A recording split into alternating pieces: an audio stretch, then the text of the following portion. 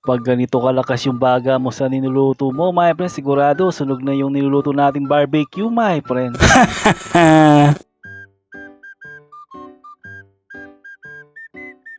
What's up, my friend? Nandito pala ako sa tindahan namin, my friend. Namimitas ng mga pagsasahog mamaya, my friend. Kaya kukunin ko na lahat ng kakailanganin ko, my friend, para hindi na ako balik-balik dito sa tindahan namin. Ay sus! Chos lang! Pagkatapos kong namitas ng pansahog sa tindahan namin, my friend, ito pala yung lulutuin ko ngayon, my friend. Manok ulit pala yung iluluto ko ngayon, my friend. Ayan. Pero yung gagawin ko ngayon, my friend, hindi prito, my friend, chicken inasal naman, my friend. Hiniwa-hiwa ko muna yung mga manok, my friend, para mamaya imamarinate natin, my friend. Matagal-tagal na din ako hindi kumakain ng chicken inasal, my friend, kaya ngayon nga araw na to, my friend, gagawa ko ng chicken inasal, my friend. Version ko ng chicken inasal. Ay sus!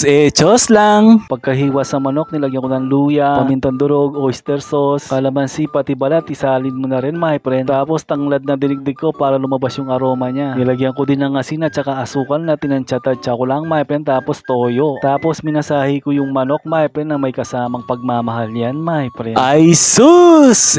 Chos lang! Ganun naman talaga, my friend, para masarap yung pagkain natin kapag niluto na.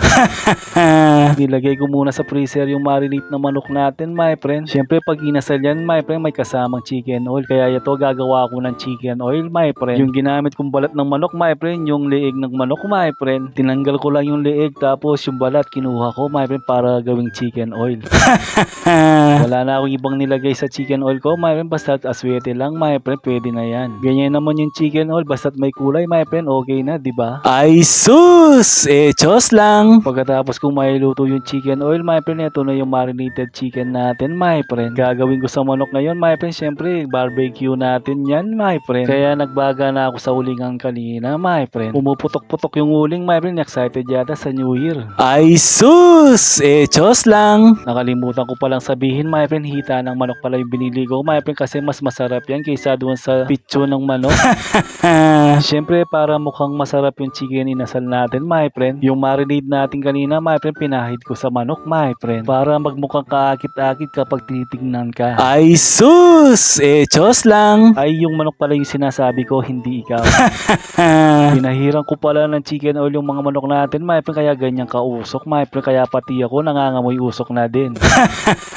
Pinahid ko na kasi yung chicken oil kasi malapit nang maluto yung inasal natin, my friend. Ganyan daw yung paggawa ng chicken inasal, my friend, yung kubigilang yung balat ng manok, my friend. Ito na yung ginawa kong chicken inasal, my friend, kaya tara, kain na, my friend. Una kong ginawa, syempre, yung chicken oil, nilagay ko sa kanin, my friend. Unang kagat sa chicken inasal ko, my friend, buto agad, walang laman. Ay sus! Chos lang! Buti nasa bahay lang ako, my friend, mapapa-extra rice pa ako nyan. Sige na, mga friends!